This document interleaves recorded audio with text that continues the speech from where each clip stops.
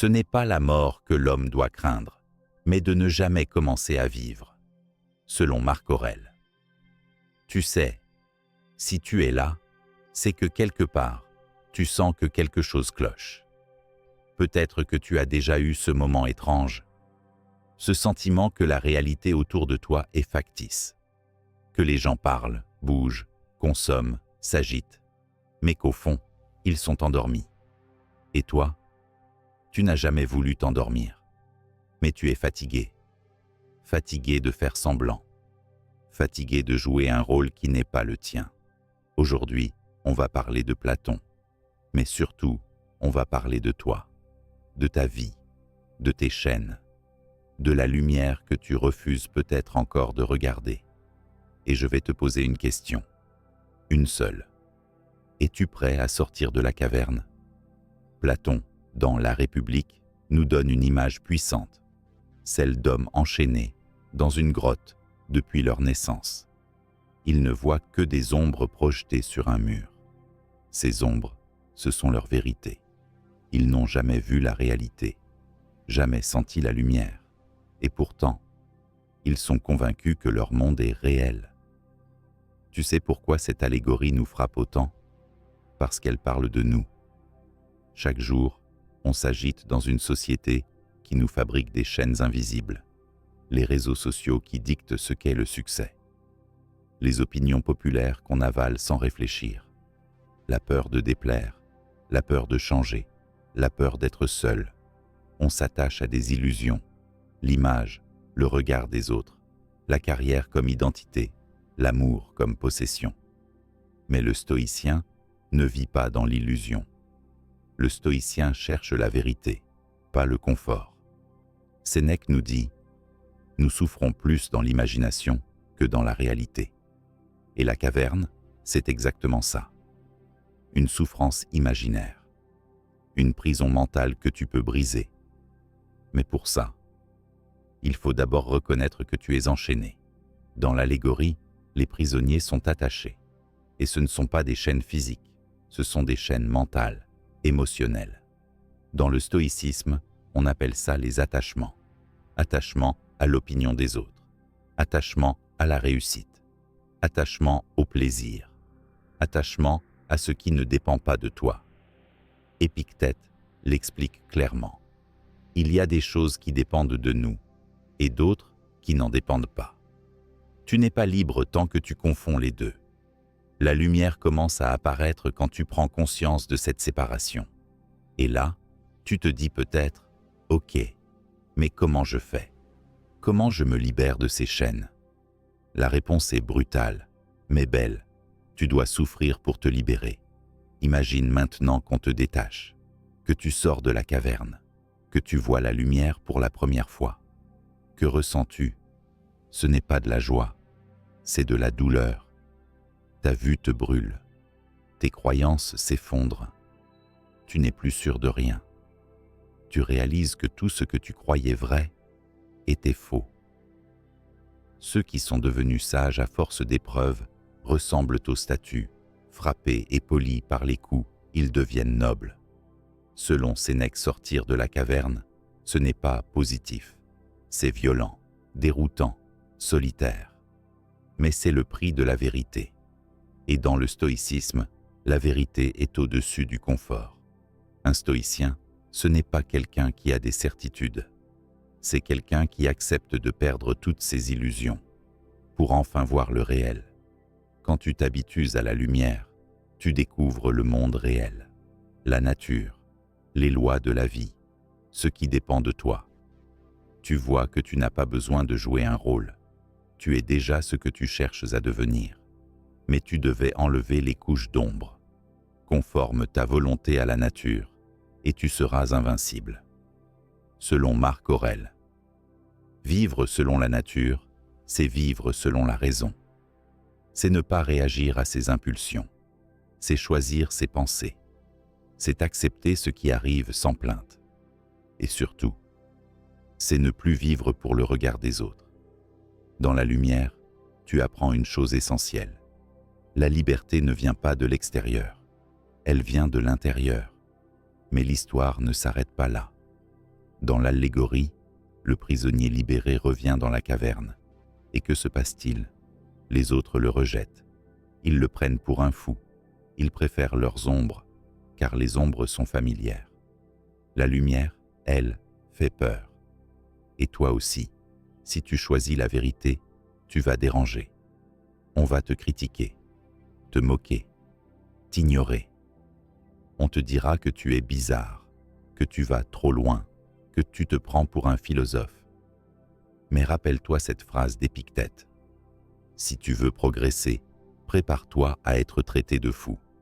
Tu ne peux pas éclairer ceux qui ne veulent pas voir. Mais tu peux devenir une torche. Tu peux incarner, par ton calme, ton courage, ta cohérence, une lumière qui inspire. Et ça, c'est le vrai rôle du stoïcien. Voir clair et rester ferme, même quand le monde tremble. Maintenant, pose-toi cette question. Qui serais-tu si tu avais le courage de sortir de la caverne? Qui serais-tu si tu laissais tomber les masques? Si tu n'avais plus peur de dire non? Si tu n'avais plus besoin d'être validé? Si tu acceptais la vie telle qu'elle est et que tu devenais responsable de ta propre grandeur? Tu veux être libre? Commence par voir ce qui t'enchaîne. Tu veux être fort? Apprends à aimer la douleur. Tu veux être en paix? Renonce au contrôle sur ce qui ne dépend pas de toi. Le stoïcien n'est pas un surhomme.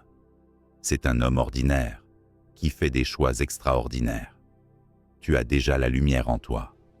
Mais c'est à toi de faire demi-tour, de te lever, de sortir. Et je te le dis en face, avec sincérité. Tu es né pour être libre, pas pour suivre les ombres. La vie, ce n'est pas d'attendre que l'orage passe, c'est d'apprendre à danser sous la pluie. Selon Sénèque, dans l'esprit. Tu vois, ce n'est pas la lumière qui fait peur. Ce n'est pas la vérité. Ce n'est pas même le changement. Ce qui te fait peur, c'est de devoir te regarder en face. Et si tu es encore là, encore en train d'écouter, c'est que tu es différent. Tu n'es pas ici pour consommer une vidéo de plus. Tu es ici pour comprendre, pour avancer, pour sortir. Je ne suis pas là pour te flatter. Je ne suis pas là pour te vendre du rêve. Je suis là pour te réveiller, te rappeler ce que tu sais déjà au fond de toi. Tu n'as pas besoin de devenir quelqu'un. Tu as besoin de te retrouver. Tu n'as pas besoin d'une nouvelle méthode miracle. Tu as besoin de regarder là où tu as refusé de voir. Parce que la caverne, ce n'est pas seulement la société. La caverne, c'est parfois ta propre tête, tes pensées automatiques, tes excuses, ton besoin d'être validé, ton attachement à un passé qui n'existe plus.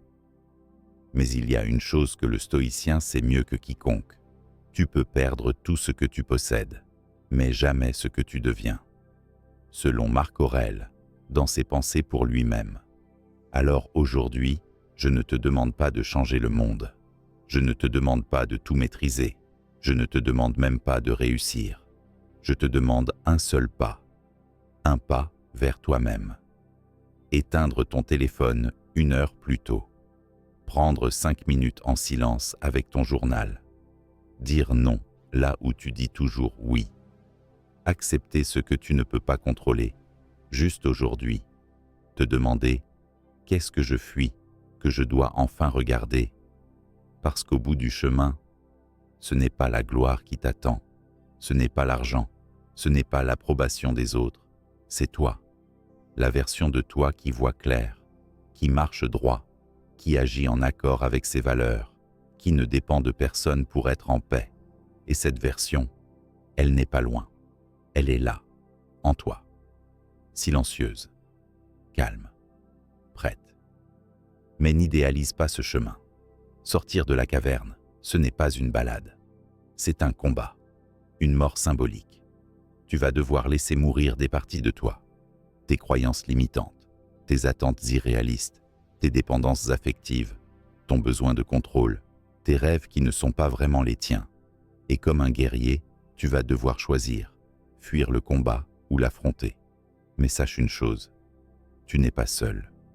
Des millions d'âmes à travers les âges ont fait ce chemin. Zénon, dépouillé de tout, a fondé une école de sagesse. Épictète, esclave physiquement, mais libre intérieurement, nous a transmis la clé de l'autonomie. Marc Aurèle, empereur du monde, écrivait dans la solitude « Creuse en toi-même, c'est en toi qu'est la source du bien ».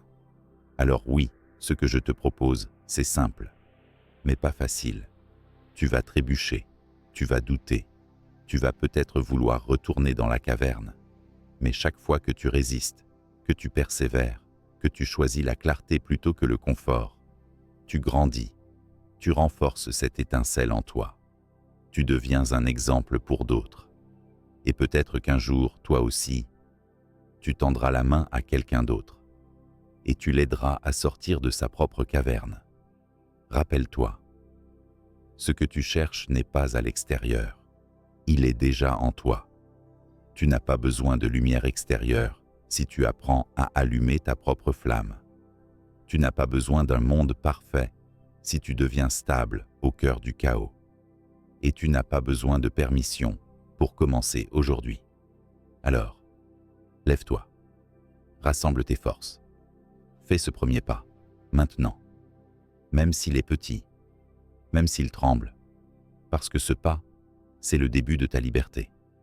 Alors, partage-le, pas pour la vue, pas pour l'algorithme, mais parce que quelqu'un, quelque part, a besoin de l'entendre. Et toi, n'oublie jamais, tu es né pour vivre en pleine lumière, pas pour suivre les ombres.